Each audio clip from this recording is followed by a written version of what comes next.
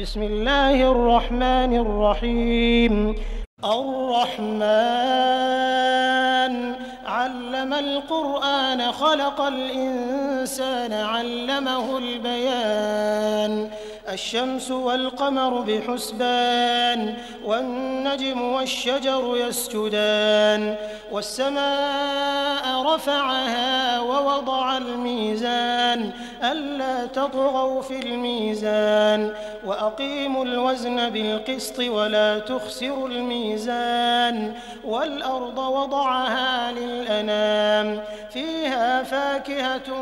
والنخل ذات الأكمام والحب ذو العصف والريحان فبأي آلاء ربكما تكذبان خلق الإنسان من صلصال كالفخار وخلق الجان من مارج من نار فبأي آلاء ربكما تكذبان رب المشرقين ورب المغربين فبأي آلاء ربكما تكذبان مرج البحرين يلتقيان بينهما برزخ لا يبغيان فبأي آلاء ربكما تكذبان يخرج منهما اللؤلؤ والمرجان فبأي آلاء ربكما تكذبان وله الجوار المنشآت في البحر كالأعلام فبأي آلاء ربكما تكذبان كل من عليها فان ويبقى وجه ربك ذو الجلال والإكرام فبأي آلاء ربكما تكذبان يسأله من في السماوات والأرض كل يوم هو في شأن فبأي آلاء ربكما تكذبان سنفرغ لكم أيها الثقلان فبأي آلاء ربكما تكذبان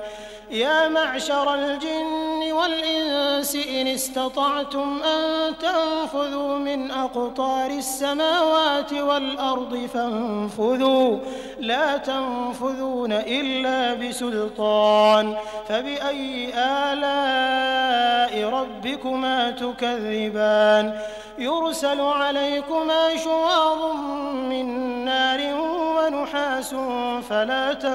تنتصران فبأي آلاء ربكما تكذبان فإذا انشقت السماء فكانت وردة كالدهان فبأي آلاء ربكما تكذبان فيومئذ لا يسأل عن ذنبه إنس ولا جان فبأي آلاء ربكما تكذبان يعرف المجرمون بسيماهم فيؤخذ بالنواصي والأقدام فبأي آلاء ربكما تكذبان هذه جهنم التي يكذب بها المجرمون يطوفون بينها وبين حميم آن فبأي آلاء ربكما تكذبان ولمن خاف مقام ربه جنتان فبأي آلاء ربكما تكذبان ذواتا أفنان فبأي آلاء ربكما تكذبان فيهما عينان تجريان فبأي آلاء ربكما تكذبان فيهما من كل فاكهة زوجان فبأي آلاء ربكما تكذبان متكئين على فرش بطائنها من استبرق وجنى الجنتين دان فبأي آلاء ربكما تكذبان فيهن قاصرات الطرف لم يطمثهن إنس قبلهم ولا جان فبأي آلاء ربكما تكذبان كأنهن الياقوت والمرجان فبأي آلاء ربكما تكذبان هل جزاء الإحسان إلا الإحسان فبأي آلاء ربكما تكذبان ومن دونهما جنتان فبأي آلاء ربكما تكذبان